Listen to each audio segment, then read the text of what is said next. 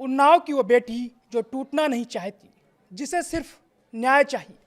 उसकी आंखों में आंसू हैं लेकिन हाथ कांपते नहीं। दिल दहला देने वाला दर्द है लेकिन हिम्मत जिंदा है।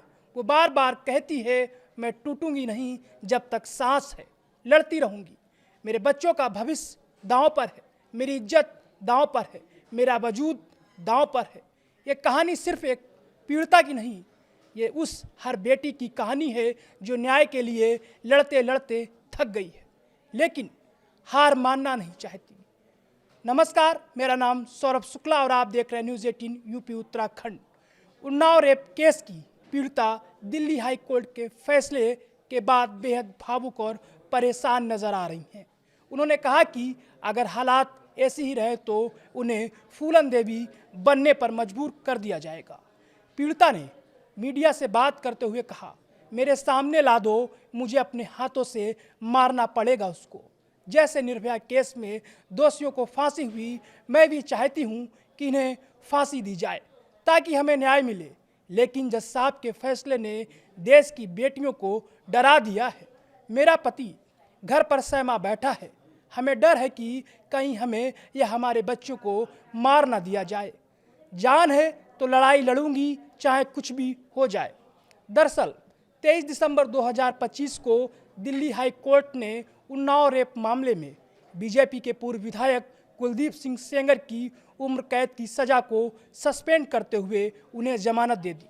हालांकि फिलहाल वे जेल से बाहर नहीं आ सकेंगे क्योंकि पीड़िता के पिता की हत्या मामले में उन्हें 10 साल की सजा मिल चुकी है और उस पर भी सुनवाई जारी है। फैसले के बाद पीड़िता टूट गई है। उनका कहना है कि इस आदेश ने उनके न्याय की उम्मीदों को हिला दिया है।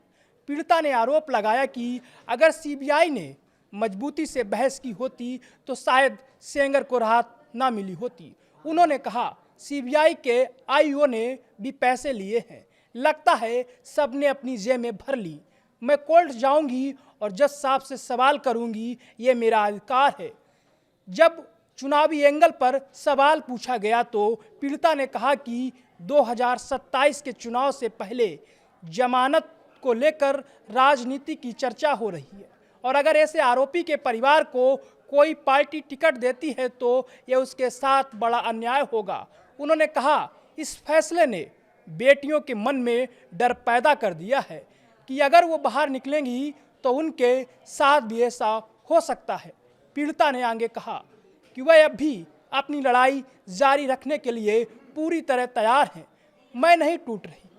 पीड़िता ने आगे कहा कि अब वो अपनी लड़ाई जारी रखने के लिए पूरी तरह तैयार हैं। उन्होंने कहा, मैं नहीं टूट रही हूँ, जब तक जान है लड़ाई लड़ूंगी। मेरे आगे 2 बच्चे हैं, उनका भविष्य देखना है। मेरी पति की नौकरी छिन गई लेकिन मैं अंतिम सांस तक न्याय के लिए संघर्ष करती रहूंगी।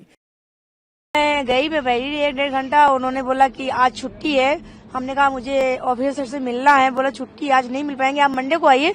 लेकिन उनके नीचे के ऑफिसर आके मेरी एप्लीकेशन को रिसीव कर लिया है और वो बोले हम मंडे को मिलेंगे। क्या कुछ है शिकायतों में? क्या कुछ शिकायतें में ये है कि आईओ ने मेरे साथ गलत किया है, अपोजिट से मिलके और जज साहब से मिलके उसको केस में जीत दिलाई है ताकि विक्टिम, एक रेप विक्टिम हार सके और उसकी हिम्मत हार सके, केस में आगे न बढ़ पाए, इसलिए ऐसा उन्होंने किया। हमारे साथ में आईओ सर बहुत तरीके से जज साहब से मिल चुके हैं।